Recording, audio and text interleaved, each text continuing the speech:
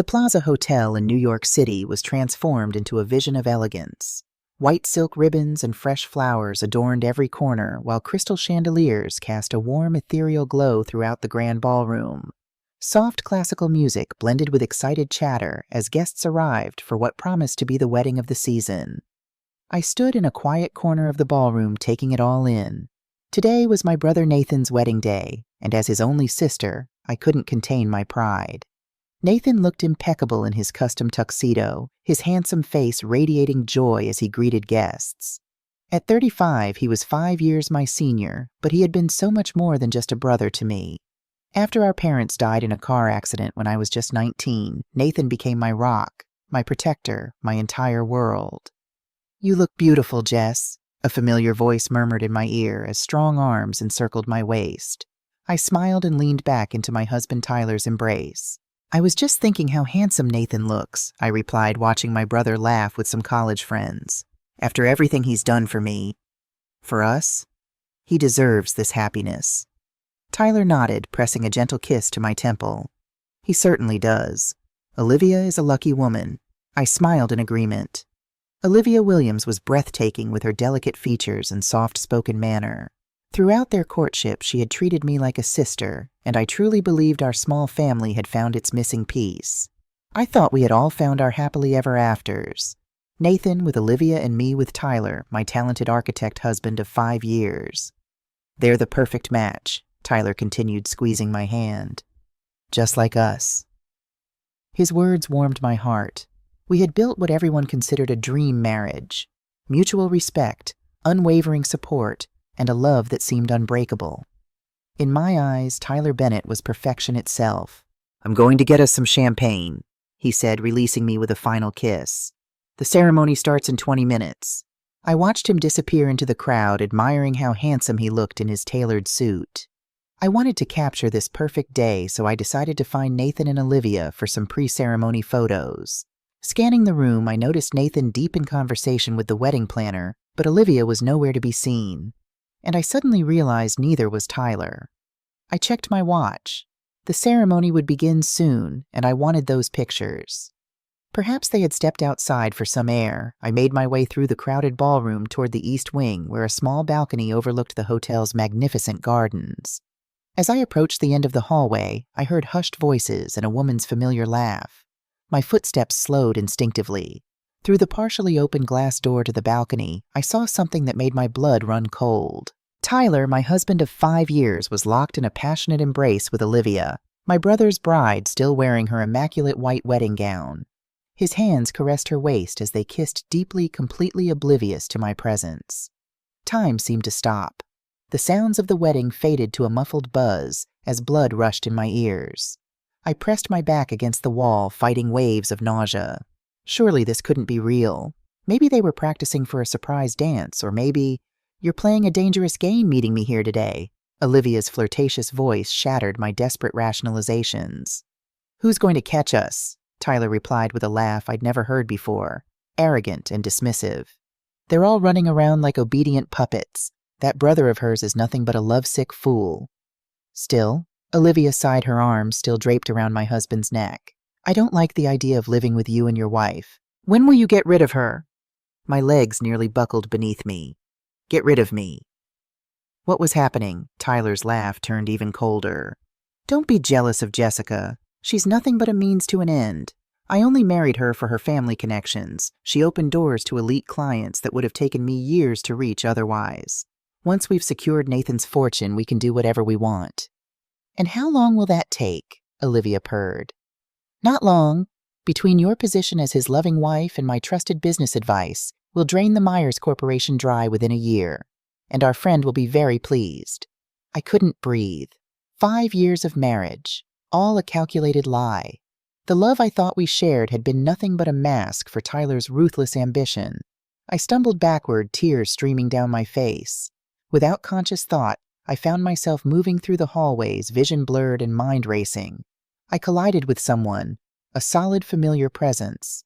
"Jessica, what's wrong, Nathan?" My brother. His handsome face swam into focus, brow furrowed with concern.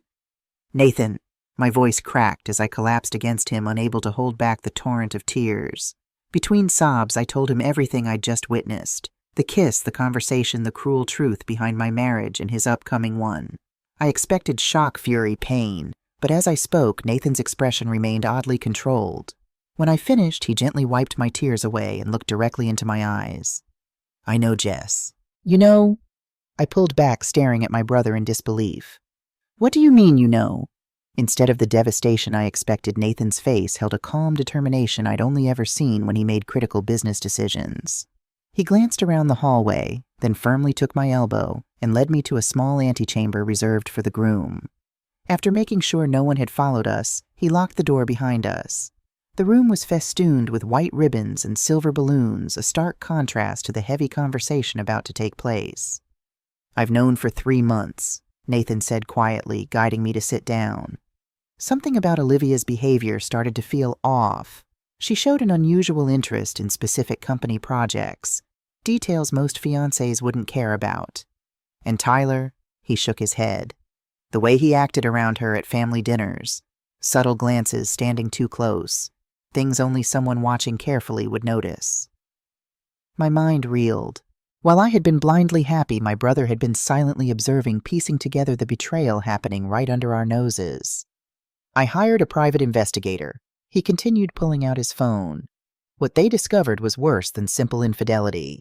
He showed me several photographs, Tyler and Olivia at hidden rendezvous points, intimate dinners at obscure restaurants, and secret meetings with a distinguished older man I recognized as Robert Blackwood, CEO of Blackwood Holdings, one of our main competitors. "This isn't just about an affair, Jess," Nathan said, his voice hardening. "They're pawns in a larger game. Look at this." He opened a folder containing printed emails between Tyler, Olivia, and Blackwood. As I read them, I felt physically ill. The plan was organized in calculated phases. Olivia would marry Nathan to gain legal access to company assets, while Tyler would use his position as my husband to gather inside information and influence key decisions. Together, they would gradually siphon funds, create fictitious debt, and ultimately bankrupt the company our parents had built from the ground up. "Blackwood," I whispered, the name suddenly making horrible sense. "Wasn't he Dad's main rival?" Nathan nodded grimly. "The same man who drove Dad to the brink before he died. He's been waiting for years to destroy what's left of the Myers name. And he found the perfect puppets in your husband and my fiancé." I buried my face in my hands, overwhelmed by the magnitude of the betrayal. My marriage, 5 years of what I thought was love, had been nothing but a business transaction, a stepping stone in someone else's vengeful plan. "But if you knew all this," I looked up, confusion cutting through my grief. "Why did you go through with the wedding preparations? Why not just call it off?" A sharp glint appeared in Nathan's eyes, one I'd never seen before. "Because if I'd broken the engagement, we'd have only caught 2 small fish while the shark swam free. We didn't have enough evidence to expose the entire conspiracy." He leaned forward, his voice intense. "I decided to turn the wedding itself into a trap, a stage where everyone can witness their downfall." My brother squeezed my hand reassuringly. "Don't worry, I've secured the company's essential assets in a protected trust. The projects they're targeting are shell operations with no real value, and I've installed recording devices throughout the venue."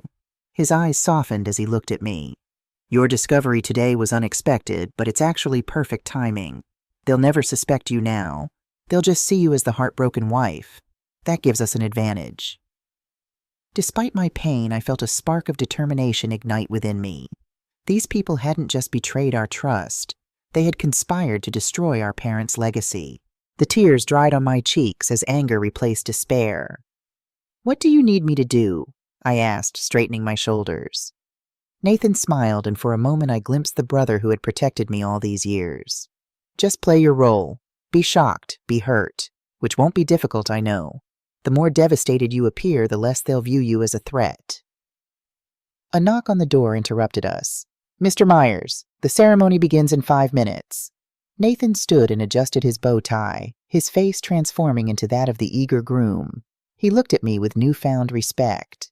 "Ready for the show, little sister? It's about to begin." Taking a deep breath, I nodded. "Let's give them a wedding they'll never forget." The wedding hall was a vision in white and gold when Nathan and I emerged. Guests were taking their seats as soft orchestral music filled the air. Near the entrance, I spotted Tyler and Olivia chatting animatedly with some of Nathan's business associates, the picture of innocence. When Tyler saw me, he quickly excused himself and hurried over his face a mask of concern. "There you are, Jess. I've been looking everywhere for you." He reached for me, but I stepped back instinctively. "Are you okay?" "You look like you've been crying." I said nothing, just stared at him with red-rimmed eyes. Let him think I was emotional about the wedding. It was better than revealing what I knew. I moved closer to Nathan, who squeezed my arm reassuringly. Tyler seemed momentarily confused by my coldness, but quickly recovered. "Well, the ceremony's about to start. I saved us seats in the front row." The solemn wedding march began playing, and guests turned expectantly toward the entrance. Olivia appeared radiant in her designer gown, a vision of purity that now seemed sickeningly false. Nathan took his position at the altar, smiling broadly, the perfect picture of a man in love. I sat in the front row beside Tyler, fighting the urge to recoil when he put his arm around me. His touch, once a comfort, now felt like a snake coiling around my shoulders. "Aren't they perfect together?" he whispered in my ear. "Just like us." The irony was almost unbearable. I nodded mutely, focusing on Nathan's face. My brother was an impeccable actor. Not once did his expression betray the truth he knew. The officiant welcomed everyone warmly and spoke about the sanctity of marriage and the beautiful journey Olivia and Nathan were about to embark on together. Each word felt like a mockery of the truth. Just as the officiant invited Nathan to recite his vows, a voice rang out from the audience. "Wait, stop this wedding." A collective gasp rippled through the crowd as everyone turned to see a well-dressed, middle-aged woman standing in the center aisle. Her elegant appearance contrasted with her distraught expression. "Who is that?" Tyler whispered, genuinely confused. I shrugged, equally baffled. This wasn't part of what Nathan had shared with me. The woman marched determinedly toward the altar. "Olivia, how could you?" she demanded, her voice trembling with emotion. "After everything my son gave you." Olivia's face drained of color.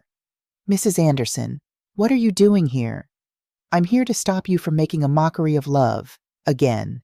The woman turned to address the stunned guests. "This woman was engaged to my son for 3 years. They were planning their own wedding when she suddenly left him for a better opportunity." She spat the words. "She continued taking his money for so-called investments right up until 3 months ago." Murmurs of shock and disapproval spread through the crowd. Olivia's perfect facade began to crack as she looked desperately at Nathan. "These are lies," she stammered. "We broke up amicably a long time ago." "Lies." Mrs. Anderson reached into her purse and pulled out a stack of photographs, flinging them toward the altar.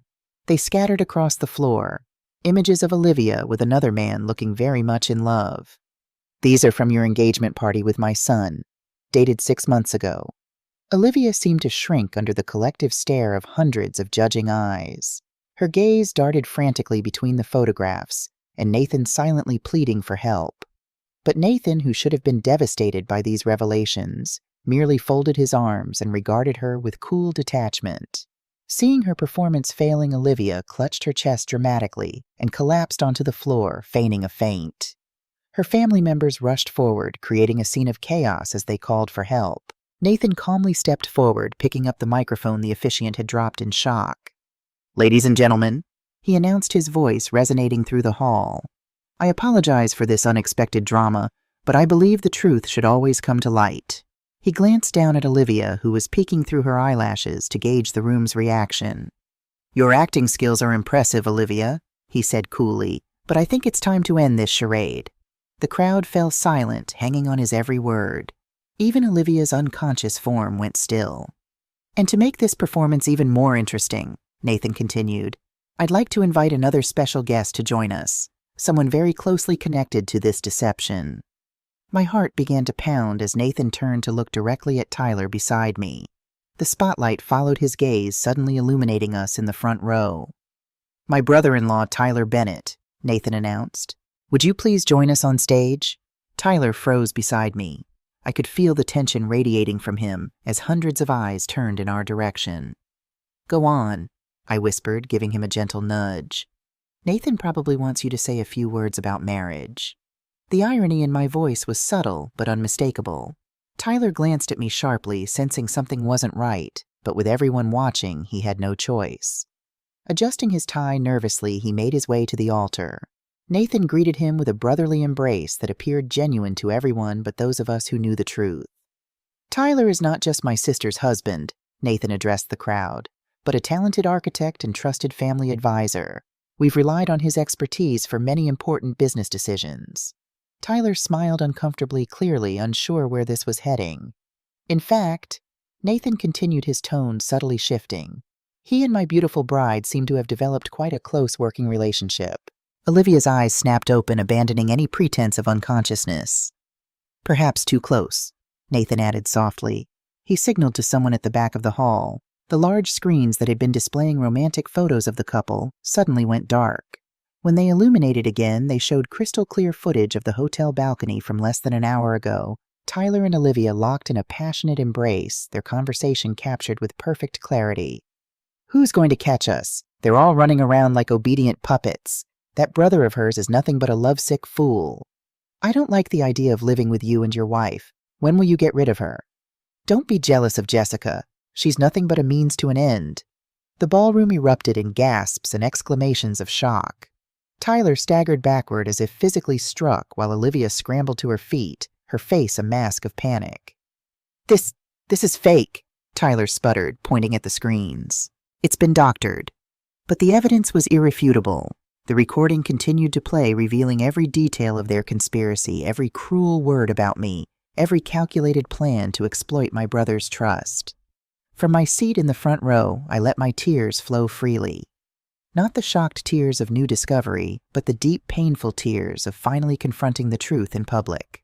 Around me, guests were either staring in horrified fascination or averting their eyes from my grief. Nathan waited for the initial shock to subside before speaking again. His voice was calm but carried throughout the now silent hall. "I invited you all here today to witness what I believed would be one of the happiest days of my life," he said. "Instead, you've witnessed something else entirely. The true faces of the people I almost welcomed into my family." He turned to Olivia and Tyler, who stood frozen in humiliation. "But this betrayal," he continued, his voice hardening, "is merely the surface of a much darker conspiracy." Nathan pulled an envelope from his jacket pocket and held it up for everyone to see. "This wedding was never about love," he announced. "It was about this." He opened the envelope and removed several documents, walking toward the front row, where a distinguished older man sat rigidly in an expensive suit. I recognized him immediately as Robert Blackwood, CEO of Blackwood Holdings and our family's longtime business rival.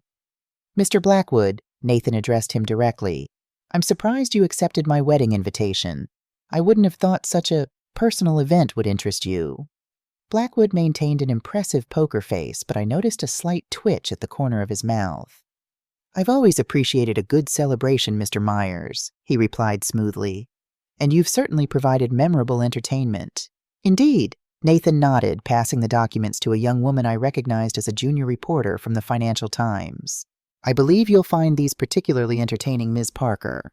They detail a systematic plan to destroy the Myers Corporation through fraud, embezzlement, and corporate espionage." The reporter's eyes widened as she quickly scanned the papers. Behind her, other journalists who had been covering the society wedding pulled out their phones and began taking notes. "These documents," Nathan continued, addressing the room at large, "outline how Mr. Blackwood recruited and paid my fiancé and my brother-in-law to infiltrate my family and gain access to confidential information. Their ultimate goal was to bankrupt the company my parents built and allow Blackwood Holdings to acquire it for pennies on the dollar." Blackwood stood abruptly. "These are baseless accusations, Myers. You'll be hearing from my attorneys." "I look forward to it," Nathan replied calmly. "I'm sure they'll be fascinated by the recorded conversations between you and your accomplices." He gestured toward Tyler and Olivia, who looked as though they might collapse. "Or perhaps they'd be interested in the offshore accounts where you've been hiding the funds intended for this operation." Blackwood's composure finally cracked. He straightened his tie and began making his way toward the exit. "Mr. Blackwood," called a deep voice from the back of the room, "I'm afraid we need you to remain here." Two plainclothes detectives moved forward, blocking Blackwood's path. The older of the two held up a badge. "Detective James Morris, NYPD Financial Crimes Division. We have some questions regarding allegations of conspiracy and attempted fraud." The assembled guests watched in stunned silence as the respected business leader was escorted to a quiet corner for preliminary questioning. What had begun as a society wedding had transformed into a public takedown of a corporate criminal. On stage, Olivia seemed to realize that her world was collapsing. With a sudden, desperate shriek, she lunged toward Nathan. "You've ruined everything!" she screamed, tearing a sharp hairpin from her elaborate updo and thrusting it toward his face. Several people screamed, but before the pin could reach its target, a blur of movement intercepted her. Tyler had thrown himself between them, catching Olivia's wrist. The pin grazed his shoulder, tearing through his expensive suit and drawing blood. "Enough!" he shouted, his face contorted with a complex mix of emotions I couldn't decipher. "It's over, Olivia." Security guards rushed forward, restraining the hysterical bride as she continued to scream accusations and threats. Tyler stood there, blood seeping through his white shirt, looking utterly defeated. As Olivia was led away, he turned to face me. Our eyes met across the room, his filled with what appeared to be genuine regret, mine still damp with tears. "Jessica," he began, taking a step toward me. "I save it." I cut him off, my voice surprisingly steady. "Whatever you're about to say, I don't want to hear it." Tyler's shoulders sagged. "You have every right to hate me. But what I did just now, stopping Olivia, that was real. Maybe the only real thing I've done in years." I stared at him, searching for any shred of the man I thought I had married. Was any of it real, Tyler? Any moment in our 5 years together? He opened his mouth, then closed it again, unable to give me the answer I needed. That silence told me everything. "Get medical attention for that cut," I said coolly, turning away from him. "You'll need to look presentable for your arraignment." The grand ballroom that had been prepared for celebration now felt like the aftermath of a battlefield. Guests were leaving in shocked clusters, whispering intensely amongst themselves. Journalists were making frantic phone calls, undoubtedly breaking the story of the scandal that would dominate tomorrow's headlines. Nathan approached me, placing a protective arm around my shoulders. "Are you okay?" he asked softly. I nodded, watching as Blackwood was escorted from the building by the detectives, his imperious demeanor finally shattered. "He was behind it all, wasn't he?" I asked. "Not just this conspiracy, but everything that happened to Mom and Dad, too." Nathan's expression darkened. "I believe so, though we couldn't prove it then. Dad always suspected Blackwood had something to do with the financial troubles that led to his heart attack, but he could never find concrete evidence." "Well, I said, it looks like Blackwood's finally going to pay for his crimes." As we stood amid the ruins of what should have been a joyous occasion, I felt a strange mixture of grief and relief. The betrayal cut deep, but the truth, however painful, had finally come to light. "What happens now?" I asked, looking around at the scattered flowers and abandoned champagne glasses. Nathan squeezed my shoulder. "Now, little sister, we rebuild, just like Mom and Dad taught us." I took a deep breath and nodded, feeling stronger than I had all day. The path ahead would be difficult. Divorce proceedings, potential criminal trials, reconstructing my sense of trust. But for the first time, I could see beyond the immediate pain to a future where the truth had set us free. "Together," I agreed. Just like always. The weeks following Nathan's ruined wedding passed in a blur of legal meetings, press statements, and sleepless nights. The scandal made headlines across the country. Corporate espionage exposed at socialite wedding. CEO Blackwood arrested in elaborate fraud scheme. Bride and groom's brother-in-law in illicit affair. I avoided the news as much as possible, but there was no escaping the whispers and sympathetic glances whenever I ventured out in public. New York suddenly felt suffocating. Every street corner, every restaurant, every boutique held memories of my life with Tyler. Memories that were now tainted with the knowledge that it had all been a calculated performance. 1 month after the wedding turned disaster, I sat in my attorney's sleek Manhattan office signing the final divorce papers. The proceedings had been quick and uncontested. Tyler, facing criminal charges for his role in the corporate conspiracy, had relinquished all claims to our shared assets. The beautiful brownstone we'd renovated together would be sold, with my portion of the proceeds going into a new bank account, one without his name attached. "Ms. Myers," my attorney said gently as I set down the pen, "the divorce will be finalized within 30 days. Is there anything else you need from me today?" I shook my head, suddenly exhausted. "No, thank you for expediting everything." "Of course." She hesitated, then added, "If you don't mind my asking, what will you do now?" It was a question I'd been asking myself for weeks. The future I'd planned, The family I'd hoped to start with Tyler, the life we'd been building, had vanished overnight. At 30 years old, I was starting over completely. I need some time away, I admitted. Somewhere quiet where I can think. Later that afternoon, I found myself in Nathan's office at the Myers Corporation headquarters. He'd been working tirelessly to stabilize the company after the attempted sabotage, but he never failed to make time for me. Looking at him now, his tie-loosened sleeves rolled up dark circles under his eyes, I was reminded of how he'd looked in the difficult days after our parents' deaths. "The divorce papers are signed," I told him, sinking into the chair across from his desk. He nodded. "That's good, Jess. The first step forward." "I've been thinking about next steps," I said, running my fingers along the edge of his desk. "I need to get away from New York for a while, somewhere I can breathe." Instead of the protest I half expected, my brother simply asked, "Where will you go?" "Napa Valley," I replied. "I've rented a small cottage for 3 months. It's in the middle of nowhere, surrounded by vineyards. No society parties, no familiar faces, just peace and quiet." Nathan studied me for a moment. "I think that's exactly what you need. When do you leave?" "Tomorrow morning." He rose from his chair and came around the desk, pulling me into a fierce hug. "I'm going to miss you, little sister, but I understand why you need this." I clung to him, grateful beyond words for his unwavering support. "Thank you for not trying to talk me out of it. After everything you've been through, you deserve to heal on your own terms." He pulled back his hands on my shoulders. "Just promise you'll check in regularly, and if you need anything." "I know," I smiled. "You're just a phone call away." The next morning, as my plane soared westward, I felt the weight of the past month beginning to lift. With each mile that separated me from New York, I breathed a little easier. By the time I landed in San Francisco and drove the rental car north to Napa, I felt like a different person. Still wounded, but finally able to imagine a future beyond the pain. The cottage I'd rented exceeded my expectations. Nestled among oak trees at the edge of a sprawling vineyard, it was small but charming, with a stone fireplace, beamed ceilings, and French doors opening onto a tiny patio with breathtaking views of the valley. That first evening, I sat outside with a glass of local Cabernet, watching the sunset paint the rolling hills in shades of gold and purple, and felt something I hadn't experienced in weeks: peace. My days in Napa fell into a gentle rhythm. Mornings began with coffee on the patio, followed by long walks through the vineyards or along the hiking trails that crisscrossed the valley. Afternoons were spent in small, cozy cafes where I would read or work on the business proposal I'd been developing, an idea for a design consultancy that had been percolating in my mind for years, but that Tyler had always discouraged. "You're a Myers," he would say whenever I brought it up. "You don't need to work." Now I understood why he'd wanted me financially dependent on him. It had been part of the plan all along, keeping me isolated from my own potential so I wouldn't interfere with his schemes.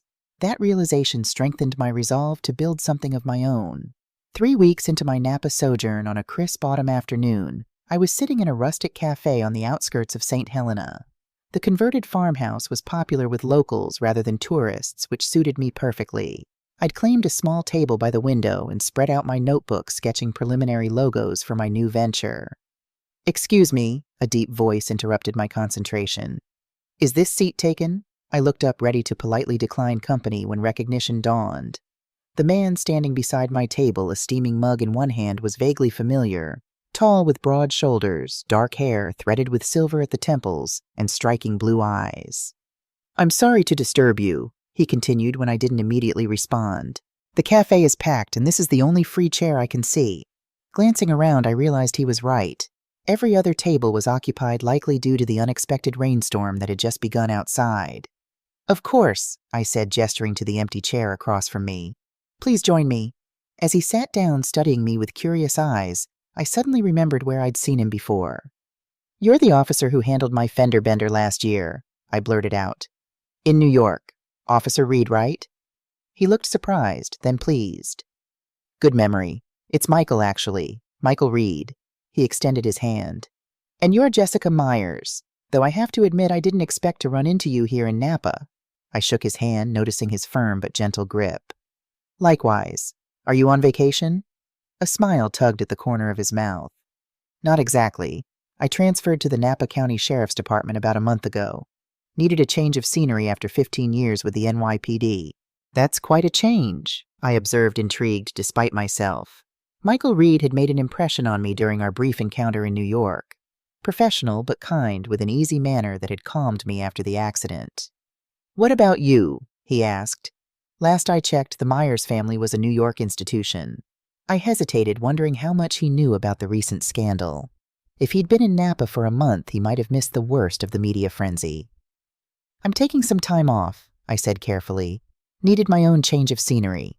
Something in my tone must have conveyed that I didn't want to elaborate, because he simply nodded and changed the subject. "What were you working on so intently?" he asked, gesturing toward my notebook. I found myself explaining my business concept, a boutique design consultancy that would help small businesses develop cohesive brand identities. "I've always had an eye for design," I admitted. "I studied it in college before." I trailed off, remembering how I'd set aside my own ambitions after meeting Tyler. "Before life took you in a different direction," Michael suggested gently. "Exactly." I smiled, grateful for his perception. We fell into easy conversation. Michael told me about growing up in Oregon, his 20 years in law enforcement, and his decision to leave the intensity of New York for the relative tranquility of wine country. "The pace here suits me," he explained. "I was burning out in the city. Too much stress, too little connection to anything real." I understood exactly what he meant. For the first time in months, I found myself genuinely enjoying someone's company, free from the constant undercurrent of suspicion that had colored my interactions since discovering Tyler's betrayal. The rain intensified outside, drumming against the cafe's tin roof and fogging the windows. Neither of us seemed inclined to venture back into the storm, so we ordered more coffee and continued talking. Michael was a good listener, asking thoughtful questions about my design ideas without prying into my personal circumstances. As afternoon faded into evening, the cafe began to empty. I glanced at my watch, surprised to discover we'd been talking for nearly 3 hours. "I should head back before it gets too dark," I said reluctantly, gathering my things. Michael nodded, standing as I did. "It was really nice running into you, Jessica." "You too." I hesitated, then added impulsively, "I come here most afternoons if you ever want to continue our conversation." A warm smile spread across his face. "I'd like that very much." Over the following weeks, my afternoon cafe visits took on new significance.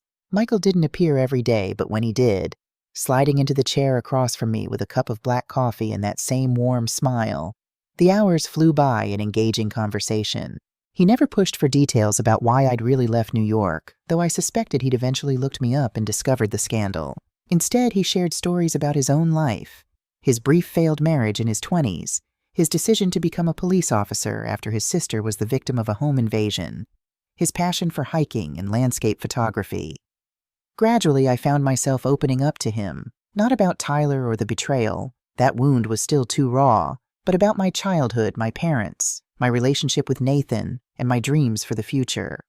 Michael listened without judgment, his steady presence a balm to my battered trust.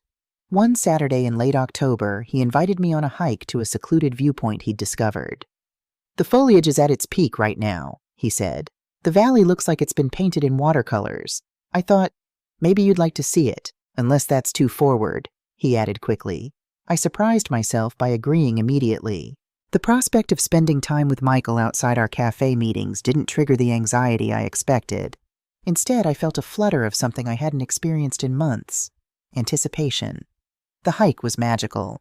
Michael guided me along hidden trails that wound through golden vineyards and vibrant forests. The autumn air was crisp and scented with pine, and the conversation flowed as easily as it did in the cafe. When we reached the summit, I gasped at the panoramic view of Napa Valley spread below us, a tapestry of reds, oranges, and yellows under a brilliant blue sky. "It's breathtaking," I whispered. Michael stood beside me, closer than he'd ever been, his shoulder nearly touching mine. "Worth the climb." I turned to look at him, struck by how the sunlight highlighted the silver in his hair and deepened the blue of his eyes. "Definitely worth it." Something shifted between us that day on the mountain top, a tentative bridge spanning the space between friendship and possibility. As we made our way back down the trail, Michael's hand occasionally brushed against mine, each brief contact sending a current of warmth through my body. He walked me to my car in the trailhead parking lot, both of us reluctant for the day to end. "Thank you for showing me this place," I said. "It was exactly what I needed." Michael studied me for a moment, his expression thoughtful. Jessica, he began, then paused, seeming to choose his words carefully. I know you came to Napa to heal, and I respect that completely.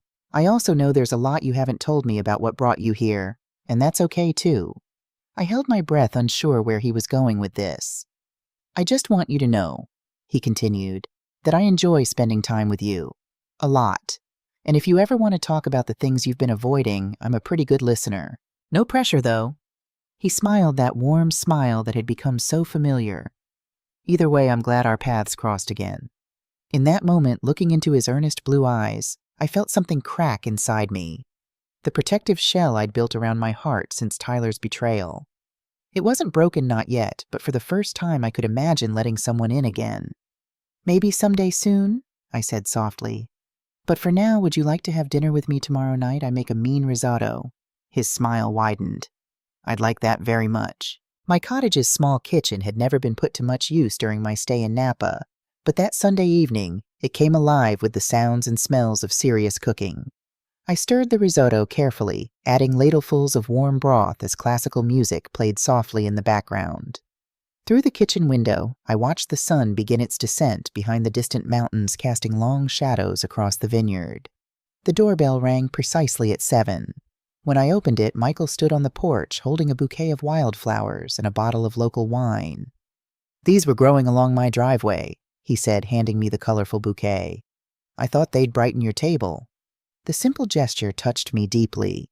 Tyler had always sent elaborate, expensive flower arrangements, chosen by his assistant, I now realized, but these hand-picked blooms felt infinitely more meaningful. They're perfect, I said, inviting him inside.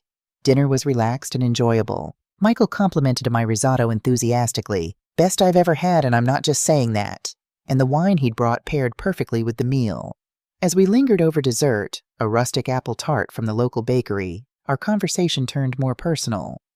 Can I ask you something? Michael said, refilling our wine glasses. What made you decide to leave New York when you did? Was it just the divorce or something more? I tensed slightly, then reminded myself that Michael wasn't Tyler.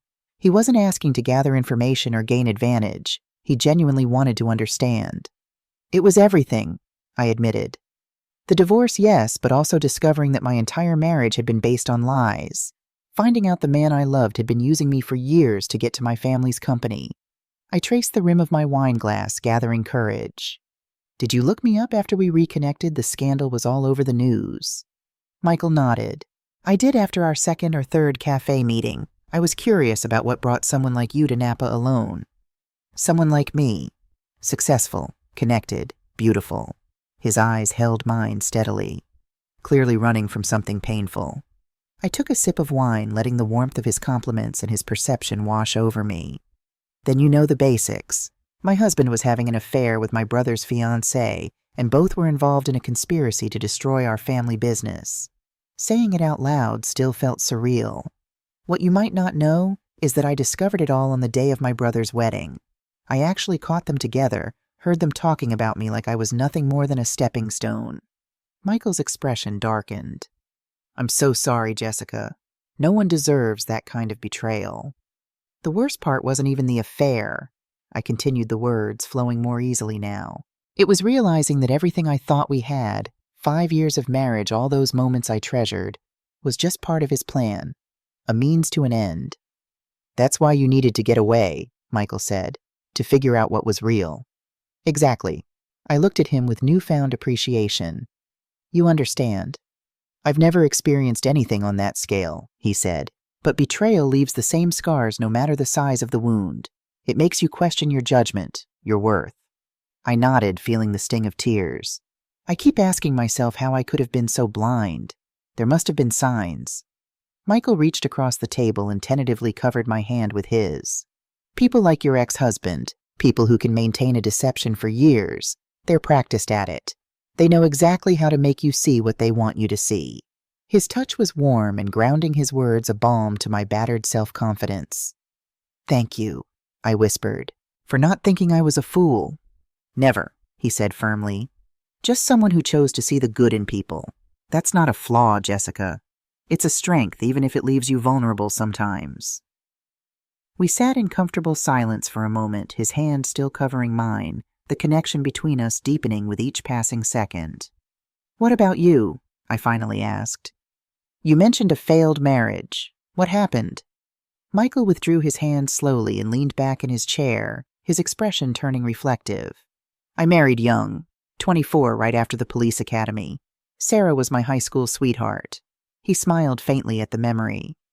"We thought we knew what we were doing, but we had no idea how my job would affect our relationship. The late nights, the stress I brought home, the dangers she couldn't stop worrying about. It wore us down." "How long were you together?" "Married for 3 years, but we'd been a couple since we were 16. He shrugged. "No affairs, no dramatic betrayals, just two people who grew in different directions. The divorce was amicable, but it still hurt like hell." I nodded, understanding completely. "And you never remarried, never came close." His eyes met mine. "The job took precedence for a long time. Then, as I got older, it became harder to find someone who made me want to rearrange my priorities." The implication hung in the air between us, that perhaps now he'd found a reason to reconsider those priorities. The thought sent a flutter of nervous excitement through me. As the evening drew to a close, Michael helped me clear the table and wash the dishes, our bodies moving in easy coordination around the small kitchen. When everything was clean and put away, we found ourselves standing close together in the narrow space, the air between us charged with unspoken possibility. "Thank you for dinner," he said softly, "and for trusting me with your story." "Thank you for listening," I replied, suddenly aware of how near he was, how his clean, woodsy scent enveloped me. "And for the flowers." Michael reached up slowly, telegraphing his intentions, and gently tucked a strand of hair behind my ear. The simple gesture sent shivers down my spine. "Jessica," he murmured, his voice deep and tender, "I would very much like to kiss you right now, but only if you're ready." My heart raced. Was I ready? 3 months ago, my world had shattered. The wounds were still healing, the trust still rebuilding. But standing there in the soft kitchen light, looking into Michael's honest blue eyes, I realized something important. Healing doesn't always mean waiting until every scar has faded before moving forward. Sometimes it means taking a leap of faith, even when you're still afraid. I answered by rising on my tiptoes and pressing my lips gently to his. Michael responded with restrained tenderness, his hands coming to rest lightly on my waist as he returned the kiss. It was brief, but perfect. A promise rather than a demand, a beginning rather than a culmination. When we parted, his smile was radiant. "I've been wanting to do that since the day on the mountain," he admitted. "I'm glad you waited," I said. "I needed time. I would have waited much longer."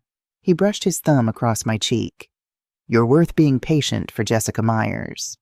As he left that night, promising to call me the next day, I stood on the cottage porch, watching his car disappear down the long driveway. For the first time since discovering Tyler's betrayal, I felt the stirrings of real hope. Not just for recovery from what had happened, but for something new and beautiful growing from the ashes of what I'd lost. The following months unfolded like a gentle dream. Michael and I developed a relationship that progressed at its own natural pace, unhurried but steadily deepening. We hiked together on weekends, discovering hidden corners of the valley. We explored small towns along the coast, had picnics in vineyards, and spent quiet evenings talking by my cottage fireplace. Unlike Tyler, who had always been careful to keep certain parts of his life separate from mine, Michael integrated me fully into his world. He introduced me to his colleagues at the sheriff's department, invited me to dinner with his closest friends, and shared stories about his family back in Oregon. "My mother is already asking about you," he told me one evening as we prepared dinner together in his rustic cabin on the outskirts of town. I told her it's too soon for her to start planning a wedding, but she's not convinced. I laughed, slicing tomatoes for the salad. "What exactly have you been telling her about me?" Michael wrapped his arms around me from behind, resting his chin on my shoulder. "Only that I've met someone extraordinary who makes me happier than I've been in years." Turning in his embrace, I kissed him softly. "The feeling is mutual, you know." As my 3-month rental agreement neared its end, I faced a decision. Nathan had been calling regularly, keeping me updated on the legal proceedings against Blackwood, Tyler, and Olivia, and gently suggesting it might be time to come home. "The company needs you, Jess," he said during one of our weekly calls. "And frankly, so do I. The brownstone's sold, by the way. Your portion of the funds is in your account." I appreciated his concern, but the thought of returning to New York filled me with dread. Not just because of the painful memories, but because it would mean leaving the new life I was building. Leaving Michael. One evening in mid-December, as we sat before a crackling fire in my cottage wrapped in a shared blanket, I broached the subject that had been weighing on my mind. "My lease is up next week," I said. "Nathan wants me to come back to New York." Michael tensed beside me. "And what do you want?" I turned to look at him, taking in the face that had become so dear to me. The laugh lines around his eyes, the silver at his temples, the mouth that smiled so easily. "I want to stay," I said simply. "I've been happier here in these 3 months than I was in years of marriage. I've started building my consultancy business, I have clients who value my work, and—" I took a deep breath. "I've fallen in love with more than just the valley." Michael's eyes softened. "Jessica," he began, but I placed a finger against his lips. "Let me finish. I know it's soon. I know some people would say I'm on the rebound or that I haven't given myself enough time to heal. But I've never been more certain of anything. What I feel for you is real. More real than what I had with Tyler, because this time I'm seeing clearly. I'm not blinded by illusions or false promises." Gently removing my finger, Michael cradled my face in his hands. "I love you too," he said, his voice husky with emotion. "I think I have since that day in the cafe when you looked up and recognized me. And for the record, I don't think it's too soon. Some connections don't need years to validate them. They just feel right from the start." "So you want me to stay?" I asked, hardly daring to believe this second chance at happiness. "More than anything." He kissed me deeply, then pulled back with a smile. "Move in with me. My cabin isn't as charming as this cottage, but it's mine, and there's plenty of room for your design studio in the sunroom." Tears of joy sprang to my eyes. "Are you sure?" "Never been more sure of anything in my life," he replied, echoing my words. "Stay, Jessica. Build your business here. Build a life with me." 2 weeks later, I stood in the doorway of Michael's cabin, our cabin now, watching as he and Nathan carried the last of my belongings inside. My brother had flown out to help with the move and to meet the man who had become so important to me. To my relief, Nathan and Michael had taken to each other immediately. They were out on the deck now, deep in conversation, their breath visible in the crisp winter air. Watching them together, the two men I loved most in this world, I felt a profound sense of gratitude. 6 months ago, I had thought my life was over. The betrayal had seemed unsurvivable, the pain too great to overcome. Yet here I was, building something new and beautiful from the wreckage. A career of my own. A relationship based on honesty and mutual respect, and a future full of promise. As Michael caught my eye and smiled that warm smile that never failed to make my heart skip a beat, I knew with absolute certainty that I had found where I belonged. Not in the glittering social world of New York, but here in this peaceful valley with this kind, steadfast man who had helped me remember what real love felt like. The road to healing wasn't over. There would still be difficult days, moments of doubt, echoes of past pain. But for the first time since that fateful wedding day, I was truly looking forward to tomorrow. And all the tomorrows after that. 2 years had passed since I'd moved to Napa Valley, and life had settled into a beautiful rhythm. My design consultancy had grown from a one-woman operation to a small but thriving business with 3 employees. Michael and I had celebrated our first wedding anniversary with a quiet weekend in Mendocino, and Nathan had found happiness with a kind-hearted kindergarten teacher named Emily. The ghosts of the past had faded, not disappeared entirely, but diminished to shadows that rarely disturbed my peace. Tyler was serving a reduced sentence for his role in the conspiracy, while Olivia had been granted probation in exchange for testimony against Robert Blackwood. The Blackwood Holdings empire had crumbled its former CEO, now serving time for fraud and corporate espionage. It should have been the perfect epilogue to a painful chapter, but life, I was learning, rarely provides such neat conclusions. The day everything changed started ordinarily enough. It was Emma's 2nd birthday, Emma being our adorable daughter with Michael's blue eyes and my dark hair.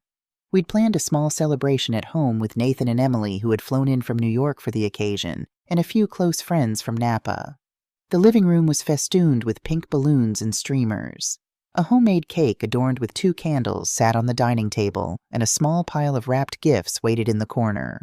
Emma toddled around in her birthday dress, delighting in the attention. "She's getting so big," Nathan remarked, watching his niece with evident affection. "Hard to believe she's 2 already." I nodded, feeling the familiar blend of joy and wistfulness that parenthood brings. Time moves differently when you have a child. The doorbell rang just as we were preparing to cut the cake. Michael went to answer it, returning moments later with a beautifully wrapped package in his hands and a puzzled expression on his face. "Special delivery," he said, setting the box on the table. "But there's no sender information." The package was exquisite, wrapped in silver paper with a delicate pink ribbon, clearly the work of a high-end boutique rather than a department store. A small envelope was tucked under the ribbon. Probably from one of my clients. I suggested, though something about the anonymous nature of the gift made me uneasy. They know I had a baby. I opened the envelope first. Inside was a card bearing a short message in elegant handwriting. "Happy birthday to my precious granddaughter. With love, Grandma." A chill ran down my spine. My mother had died years ago, and Michael's mother, very much alive in Oregon, had sent her gift last week, a handmade quilt that now adorned Emma's crib. Who then was claiming to be Emma's grandmother? With trembling fingers, I opened the package. Inside, nestled on a bed of white tissue paper, lay a small white gold bracelet. The delicate chain supported a single charm, a perfectly crafted lotus flower with a tiny diamond at its center. "That's expensive," Nathan observed, peering over my shoulder. "Who sent it?" I handed him the card. "Someone claiming to be Emma's grandmother." Nathan's brow furrowed as he read the card, then examined the handwriting more closely. "This seems familiar somehow," he murmured. "But I can't place it." Michael Ever, the detective, was already inspecting the package. "No return address, no shipping label. It must have been hand-delivered. I'll check our security camera footage." The celebration continued, but an undercurrent of tension had been introduced. Who was sending anonymous, expensive gifts to my daughter? Was it someone connected to my past in New York, a remnant of the Blackwood conspiracy we'd missed, or something else entirely? Later that night, after the guests had gone and Emma was asleep, Michael, Nathan, and I gathered in the living room to discuss the mysterious gift. "The security footage shows a standard courier service," Michael reported. "Nothing suspicious there. I called the company, but they said the package was left at their office with cash payment and instructions for delivery. The person who dropped it off used a fake name." "Could it be connected to Blackwood somehow?" I suggested. "Some kind of intimidation tactic." Nathan shook his head. "Blackwood is securely behind bars and his organization has been dismantled. Besides, this doesn't feel threatening, just strange." I thought back, trying to remember if I'd seen that handwriting before. It looked almost like Mom's, but more elegant somehow. "Wait," Nathan said suddenly. "The white roses." "What white roses?" "At the opening of the Myers Corporation's West Coast office last year, you received an anonymous bouquet of white roses with a card that just said congratulations. Remember?" The memory clicked into place. "You're right. The handwriting was the same. I assumed it was from a business associate and didn't think much of it." "Someone's been watching you," Michael said quietly, his police instincts fully engaged. "For over a year at least, and now they're reaching out to Emma." A protective surge rose within me. I need to know who this person is and what they want with my daughter. "We all do," Nathan agreed grimly. The next morning, after Nathan and Emily returned to New York, Michael and I began investigating in earnest. We started with the jewelry. The lotus charm was distinctive enough that we hoped to trace its origins. We visited every high-end jeweler in Napa and San Francisco, but none recognized the design or craftsmanship. Over the following weeks, I became aware of small, unsettling signs that we were indeed being watched. A black sedan that appeared too frequently on our street. A elegantly dressed older woman at the park who seemed overly interested in Emma. Small, expensive gifts left on our porch with no card or explanation. "This has gone on long enough," I said to Michael one evening after discovering another anonymous package, a hand-knitted sweater in Emma's exact size. "I need answers." "I agree," Michael replied, his expression troubled. "But we've exhausted all the usual investigative avenues. The person is being extremely careful." I paced our living room, frustrated and increasingly frightened. There has to be a connection we're missing. The handwriting, the expensive gifts, the focus on Emma. I stopped suddenly as a thought struck me. Maybe the answers aren't here in Napa. Maybe they're in New York, in my past. Michael studied me carefully. "What are you thinking?" "I need to go back to my parents' house. There might be clues there, something I've overlooked or forgotten." 2 days later, I found myself standing alone in the dusty attic of my childhood home in Westchester County. The sprawling house had stood empty since my parents' deaths, maintained by a caretaker, but preserved almost exactly as they had left it. Nathan and I had never had the heart to sell it, though neither of us had wanted to live there with its bittersweet memories. The attic was filled with the accumulated treasures of the Myers family: furniture paintings, photographs, and dozens of boxes containing everything from holiday decorations to family documents. I started with my mother's personal effects carefully stored in cedar chests to protect them from time. Hours passed as I sifted through clothing, jewelry, and mementos. My eyes grew tired and my back ached from bending over boxes, but I pressed on, driven by the certainty that answers lay hidden somewhere in this room. As the afternoon light began to fade, I noticed a small wooden trunk tucked behind a stack of old suitcases. It wasn't familiar to me, which was strange. I thought I knew every item in this attic from childhood explorations. The trunk was locked with a small brass padlock, but the key was missing. Determined, I found a screwdriver in an old toolbox and managed to pry the lock open. Inside the trunk, beneath layers of yellowed tissue paper, lay a collection of letters tied with faded purple ribbon. The paper was expensive, the handwriting elegant and distinctive, immediately recognizable as the same script from Emma's birthday card. With trembling hands, I untied the ribbon and opened the first letter. "My dearest sister Eleanor," it began. "1 year has passed since that terrible day when you saved me from the burning car. I still don't know how to thank you for your sacrifice. Not just for saving my life, but for taking care of my precious children while I must remain in hiding." I sank to the dusty floor, the letter clutched in my hand. Eleanor, my mother's name. But who was writing to her, and what children were they referring to? Letter after letter revealed an extraordinary story. They spanned decades, sent from various locations in Europe, France, Switzerland, Italy. All were addressed to "my dearest sister Eleanor," and signed simply Victoria. As I read, a shocking truth emerged. Eleanor Myers, the woman I had always called mother, was actually my aunt. My biological mother was this Victoria who had apparently survived a car accident that the world believed had claimed her life. But why the deception? Why had Victoria remained hidden all these years? The answers came in the later letters. Blackwood's reach grows longer each year. One letter from the 1990s stated, "I fear he will never stop looking for me, knowing I am the only one who can testify to what really happened that night. Please, sister, continue to protect my children. They must never know the danger that shadows their name." Blackwood, the same man who had tried to destroy the Myers Corporation, the same man who had orchestrated Tyler and Olivia's betrayal. The connection I'd been missing was suddenly crystal clear. This wasn't a new threat, but the final act of a decades-old vendetta. The last letter was dated just 5 years ago, the handwriting noticeably shakier. "My dearest Eleanor, I fear my time grows short. The illness has spread and the doctors give me little hope. My only regret is that I never returned to embrace my children, to tell them the truth, to explain that my absence was my only means of protecting them. If you think they are ready, please share these letters after I am gone, and the key enclosed will open my safe deposit box in Zurich. Everything I have is theirs by right. All my love now and always, Victoria." Tears streamed down my face as I carefully folded the letters. My mother, my real mother, had sacrificed everything to protect us living in exile while her sister raised her children. And now somehow she was reaching out to my daughter from beyond the grave. But how was that possible?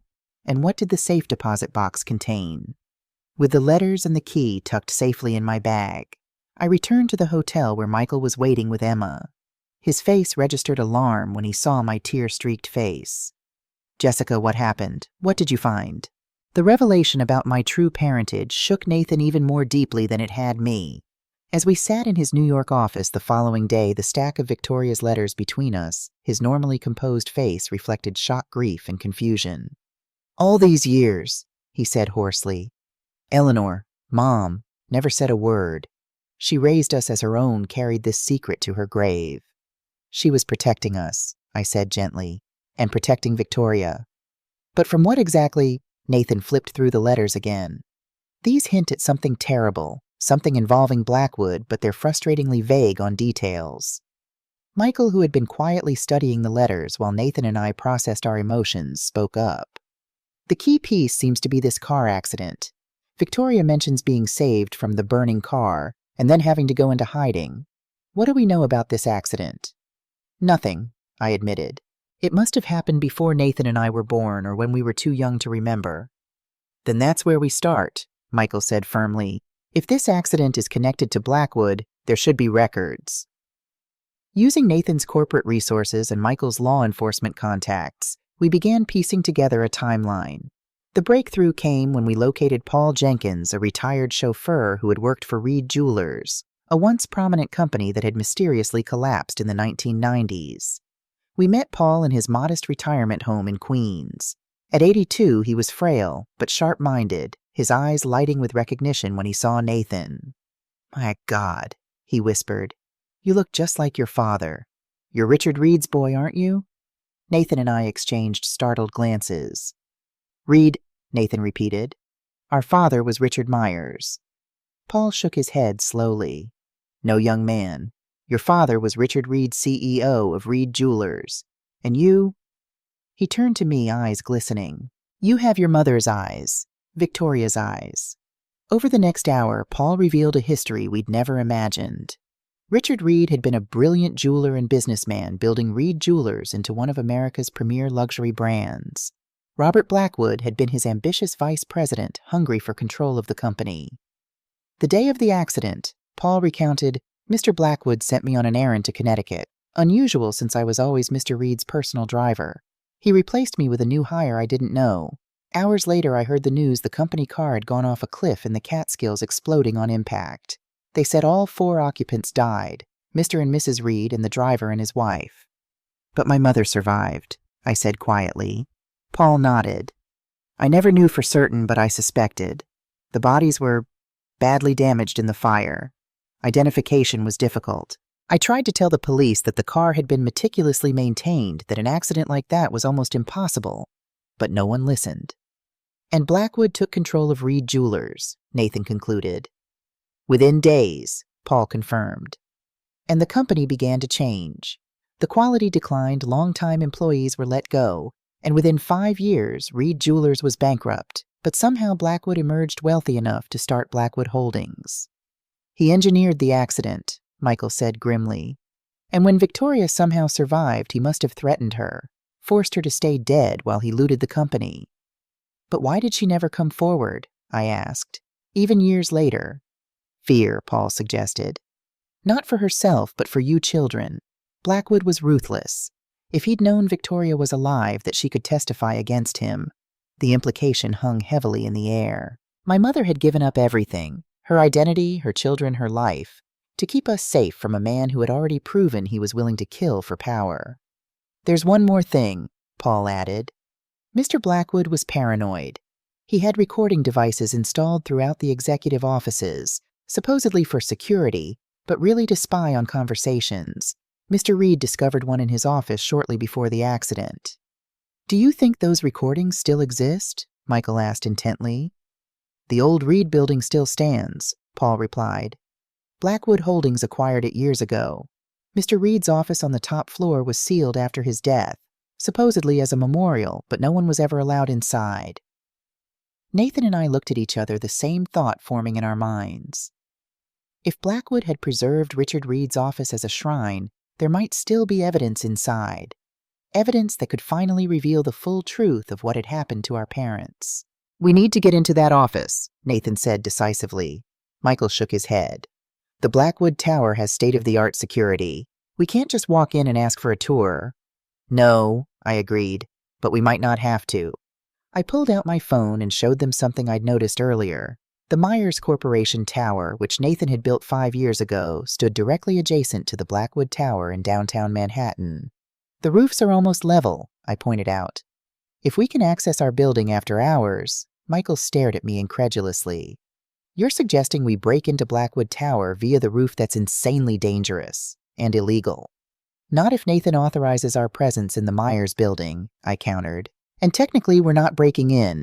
We're investigating a decades-old crime scene that might hold evidence of multiple homicides." Nathan looked torn between admiration for my audacity and concern for our safety. "It's risky, Jess. Very risky." So was living our entire lives in ignorance, I replied firmly. I need to know the truth, Nathan. For Emma, for us, and for the mother we never got to know. After much debate, a plan took shape. 2 nights later, under cover of darkness, Nathan, Michael, and I stood on the roof of the Myers Tower, looking across the 15-foot gap to the Blackwood Tower roof. The night was clear but windy, making our task even more dangerous.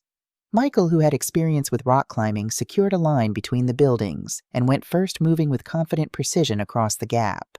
Nathan followed, his business attire incongruous with the daring maneuver. When it was my turn, I fought to control my fear as I gripped the line and began the crossing. The city lights sparkled far below, a dizzying reminder of the consequences of a mistake. But the thought of my mother, Victoria Reed, gave me courage. She had sacrificed everything for us. I could brave this height for her. Once safely across, we disabled the roof access alarm using equipment Nathan had brought and made our way down to the executive floor. The hallway was dim, illuminated only by emergency lighting. At the end stood a set of double doors marked simply RR, my father's initials. The old lock yielded to Michael's expertise, and we stepped into a time capsule. The office was exactly as Paul had described. Elegant wood-paneled walls, leather furniture, and a massive desk overlooking the Manhattan skyline. A layer of dust covered everything, undisturbed for decades. The recording device was supposedly hidden behind that painting, Michael said, pointing to a large oil landscape hanging behind the desk. Nathan carefully removed the painting, revealing a small alcove in the wall. Inside was an old recording device, primitive by today's standards, but sophisticated for its time. Will it still work after all these years? I wondered. Unlikely, Michael admitted, but the tapes might be salvageable with the right equipment. While Michael carefully extracted the recorder, I searched the bookshelves, drawn by an intuition I couldn't explain. Among the leather-bound legal volumes, one book, Justice and Truth, seemed slightly out of alignment with its neighbors. When I pulled it from the shelf, I discovered it was hollowed out, containing a small black journal. The first page bore my father's name in bold script, property of Richard Reed. Footsteps in the corridor froze us in place. Security guards were making their rounds.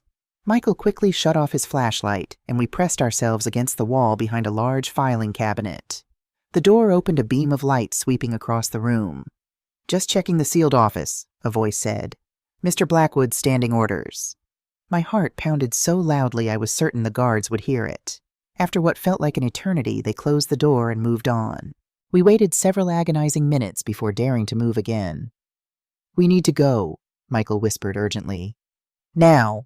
With the recorder and journal secure in our backpacks, we made our way back to the roof and across the precarious line to the safety of the Myers Tower. Only when we were back in Nathan's office doors, locked behind us, did I allow myself to breathe normally again. "I can't believe we just did that," Nathan said, loosening his tie with shaking hands. "I can't believe it worked," Michael replied carefully, placing the recorder on Nathan's desk. But what did we find? The journal proved to be a gold mine. My father had meticulously documented his growing suspicions about Blackwood's financial manipulations, including details of offshore accounts and fraudulent transactions. The final entry, dated just days before the fatal accident, was chilling in its prescience. Confronted RB today about the Singapore transfers. His reaction confirms my worst fears. Have moved all critical documentation to Swiss account for safekeeping. Eleanor has the key if anything should happen to me. Must protect Victoria and the children at all costs.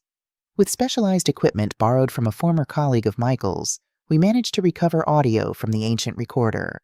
The final recording captured my father's last phone conversation with Blackwood. "I know what you've been doing, Robert. The board meeting on Monday will be your last day at Reed Jewelers.